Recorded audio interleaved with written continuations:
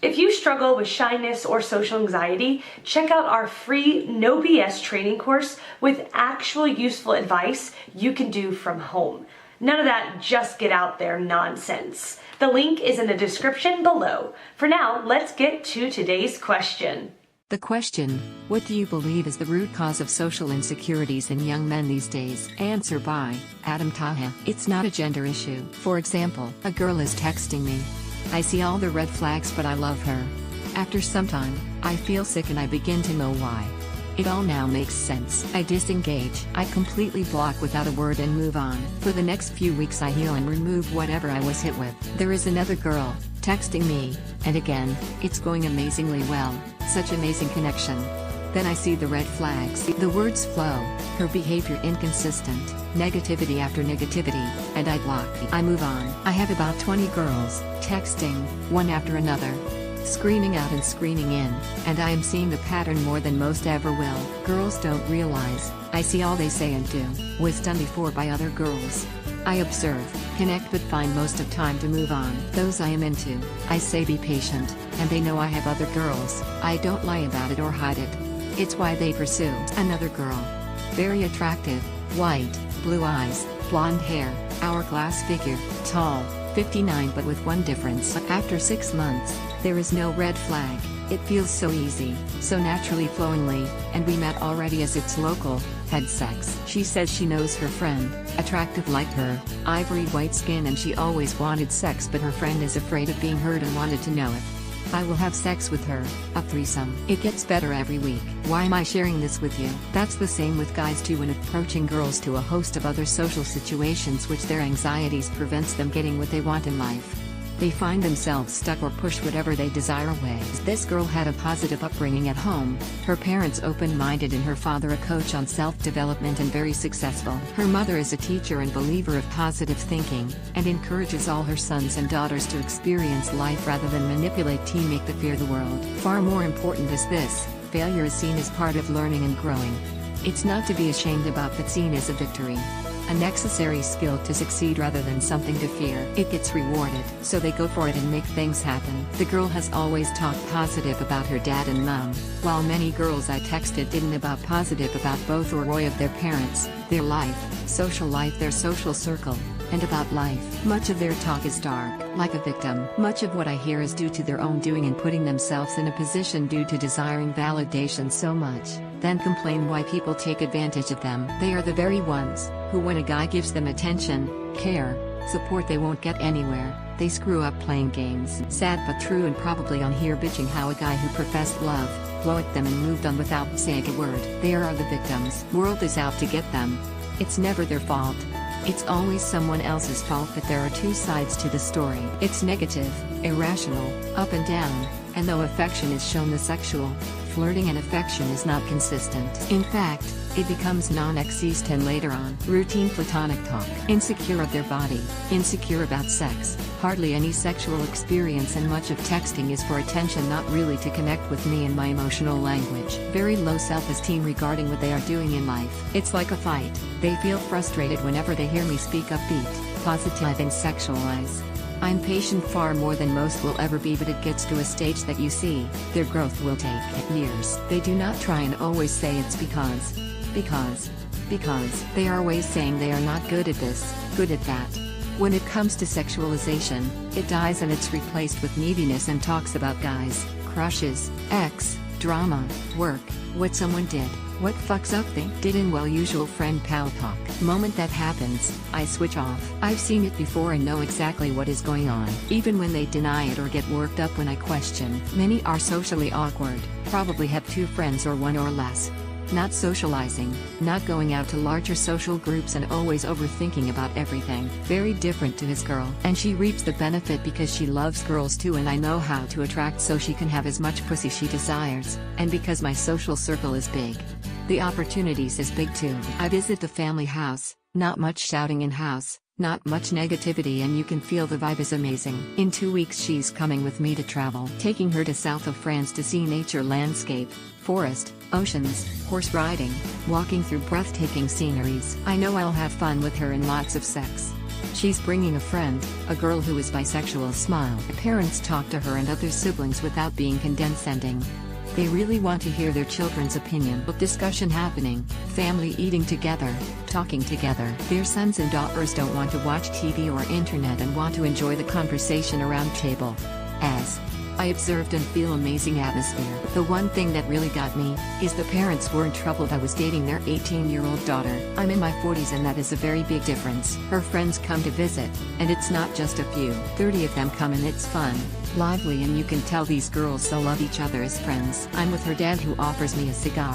Home is safe for her, but she didn't rely on it. She explored the world around her, and even how she speaks is bold, daring, fun and confident on how she sees the world in a very positive light. The modern world, surviving versus living. You see, long ago, before the technology of today, before way back at factories, people were huddled up together. Resources were controlled to benefit family.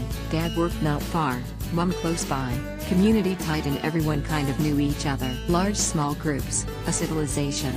Information close, support close by, and together, closely watching over each other. It gave us the edge as a civilization. To venture out of that tight social group meant harsh realities of being robbed, attacked by other social groups and other threats. So in those times people stayed close to home for survival. But what worked with surviving in past doesn't necessarily mean it can in the world we live in the present day. It hasn't for a lot of people. Social anxiety then prevents a person in the modern day to go out to experience, to open one's mind. And though we have the internet, one thing is why I have the edge is I do more out there than online. Far more, and here's why it was necessary and why it gave me the edge. Home was safe, but today, home is filled with the many fears, insecurities of parents, of abuse, and part of what plays with social anxiety is an individual carrying the fears and insecurities of their parents. They carry fears they heard, listened to, adopted within their environment. This is not science but my own personal observation. If we grow up in an environment in which it seems dangerous,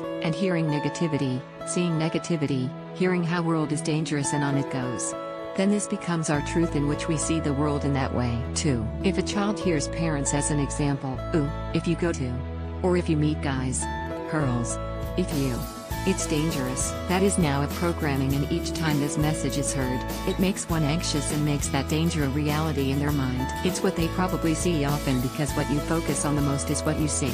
Emotional bias. And if you was that child, living in that type of environment, hearing what you're not good at and what you can't do, and how the world is dangerous, and how sex is bad, and how this and that, the chances of you going out into then social world, and socialize, and engage, and reach out, is near to or is equals 0. If it is a girl, she'll say, ooh, I heard in England it's dangerous, you can be mugged. Ooh, in Paris, I heard that you can get kidnapped for being slave, a prostitute working for some gang, and yes, I have heard that from girls. Then it leads to, ooh, I just can't find a way to travel because my parents will go nuts, because they will want to come with me as they will think it's too dangerous. In the beginning it's all yes, but later as time goes by, their fears kicks in. The script, and they then self-sabotage it with, ooh, I can't meet there. I was thinking if you come here, I don't mind, but I know, after that, I am investing heavily, and still, the girls doubting things and talking about trust issues. They can even say that when they knew and read, and know who I am, and they are talking about, oh, you know, guys use girls, and I have always been completely upfront and from day one, sexualizing and saying I desire to fuck, tie up, fucking her and so on. Now they act like princesses, or shall we say doing men devalue technique for self-esteem boost. So now I know, it's their own fears, and it is they who are playing up, or their friends talking, or their scripts in their head talking. It's self-sabotage mode. Like I haven't seen that shit before. I bet you they haven't even traveled to see any parts of world and been stuck in their country, in their local town, and even at age of 16, never seen world out there. Just school, back home, 1 or 2 friends, school back home, 1 or 2 friends. Getting out of the bubble. When an individual gets to college, they are so set in their ways. Fear is now big that they will probably stay in that bubble. Same routine and nothing really changes. The only way is to take that leap and learn, and put the social skills to the test one reads from books. So many are stuck in the routine and prevented to do the small steps, whether making new friends, whether going to an event, whether it is seeing a new country. I had an opportunity as an example. 2 tickets to a cruise. One girl ready to go, but then her fears got to her, and so I asked someone else to go on the cruise this year. Made sure she was someone who had the mind that isn't packed with fears and darkness about the world. The brainwashing about failure. There is a big misunderstanding about failure. Time and time again, whether in family, home or school, failure is seen as bad. Failure isn't seen as a way to grow. It's not seen as a way of a learning process, but rather it is seen as a curse. That to fail means you're a loser. That it is embarrassing to fail, but that is how we learn. We all learn from our mistakes. I haven't found anyone who hasn't made a mistake and screwed up once in a while. Life is full of fuck-ups, and I find those who cannot forgive themselves and see failure in a light of learning will also be someone who doesn't forgive others when they put someone on a pedestal, to find that person isn't God, isn't someone perfect. All of this is then comes to this. The person is so scared and anxious on what others might think if they fumble, stumble, and notice they haven't got much social skills. They wear a social mask, and so they are never really themselves, but fear of being judged, ridiculed, or fear losing like they were and then passed with parents, with a friend, maybe in school or college. Often, many who are so packed with insecurities, anxiousness, social anxiety probably still don't get that every one of us makes mistakes. It's what makes us human beings. It's nature to make mistakes. Nature to fail, stumble, fumble, shit at conversation and socializing, but in time, you get better as you do it, one step at a time. The unfortunate part is, many don't make that first step. Those who do, will fail or face some embarrassing moment but take it to here to go right back to where they were. Those who see failure in those embarrassment moment as part of their own growth, will make more steps and grow stronger. Answer by Trisha Libri. It is an inability to know themselves in the way that will make their lives better. Too many do not want to do anything to grow and be an adult. They think adulthood is boring. The men that understand that maturity and security is the way to go, have a much better life. They still have some issues, but not nearly as many. I'm so tired of hearing men say I do not want to grow up. They treat maturity like it is a disease. I give suggestions, help, time, books to read and more on here in my private life and business life, and they don't want to. It is free will. They can do whatever they want. Whatever. Not being confident and decisive makes them socially inept. It makes them crazy. It makes them feel sad, depressed and lonely so much of the time. They refuse to look within for their guidance and more. It is really disheartening, as it is not that hard to be a grown-up and have fun and enjoy life and do all the things they want to do. They think they have to remain kids to have that. It is ridiculous. That is the thinking. When my father was growing up, men wanted to be men. They wanted to mature. They wanted to be a grown-up. Today not so much. My father was not a perfect man. Do not go there with me. Young guys would come to our house on Saturdays and sit and chat with my dad because he knew how to run a successful business, hold a job for 39+ years, have a decent marriage, raise kids, save money, purchase a home or homes, run a farm for his younger years, eat properly so he did not have to take medication for the illnesses that came to him as a result of being human, not drink or do drugs, not get speeding tickets and bad driving records, and on and on and on. Young guys do not do that for the most part.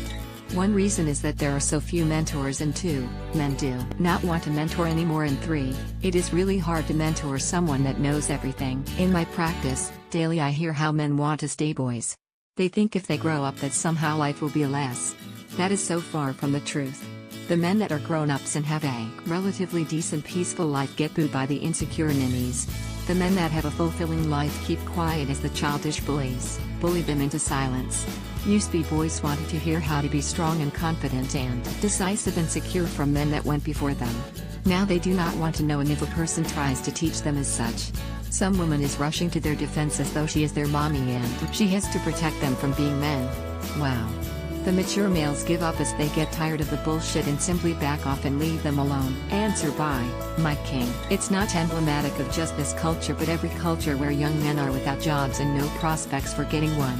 A job is related to self-esteem and to the prospects of opening the door to their first sexual experience. In every culture where youth is under pressure to perform, there is the inevitable pool of angry young men who are jobless, frustrated, and consequently, without the companionship of eligible young women. These young men are often used as political pawns wherever there is dissent and are targeted by unscrupulous dealers in terrorism who capitalize on their lack of direction. Thanks for the request.